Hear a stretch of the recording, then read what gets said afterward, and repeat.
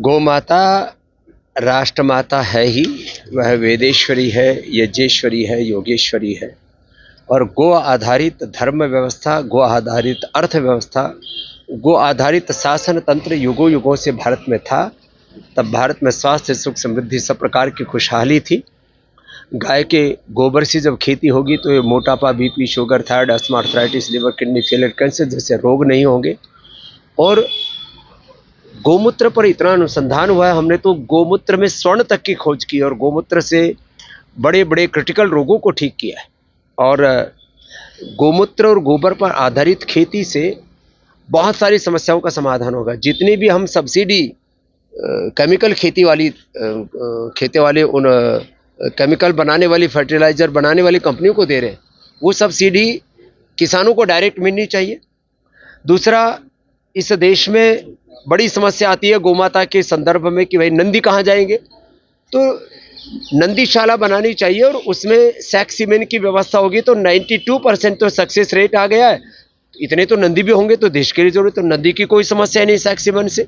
और जो गाय दूध भी नहीं दे रही है उनको सैरोगेट मदर की तरह, यशोदा माँ की तरह प्रयोग करके उनकी भी कोख से जो है हर साल या 2 साल में जैसे जिस पशु का स्वास्थ्य है उसके अकॉर्डिंग उनसे भी, जो दूध नहीं दे रही है गाय, उनसे भी बच्चे पैदा किए जा सकते हैं। और इतना ही नहीं, एक गाय सामान्यतः एक बछड़ी को जन्म देती है, लेकिन एम्ब्रियो में एक गाय से 12 से 18 एम्ब्रियो हर साल निकाले जा सकते हैं। ऐसी सारी टेक्नोलॉजी भारत में आ चुकी है। इसलिए गाय के संरक्षण को लेके, संवर्धन को लेके, उसकी नस्ल को लेकर के और गो आधारित पूरी कृषि व्यवस्था, अर्थव्यवस्था, गो आधारित पूरे शासन तंत्र को लेकर के कोई भ्रम की स्थिति नहीं रहनी चाहिए।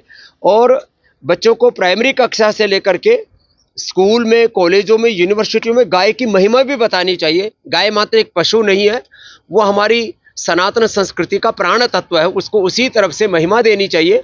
सारी राज्य सरकारों को और केंद्र सरकारों को गौ माता को राष्ट्रमाता, यह कोई एक ना तो किसी व्यक्ति का, ना किसी संगठन का, ना किसी भी प्रकार का कोई राजनीतिक अभियान है। ये विशुद्ध रूप से एक आध्यात्मिक अभियान है और इसमें किसी भी प्रकार की कोई गाली गलौच नहीं होनी चाहिए।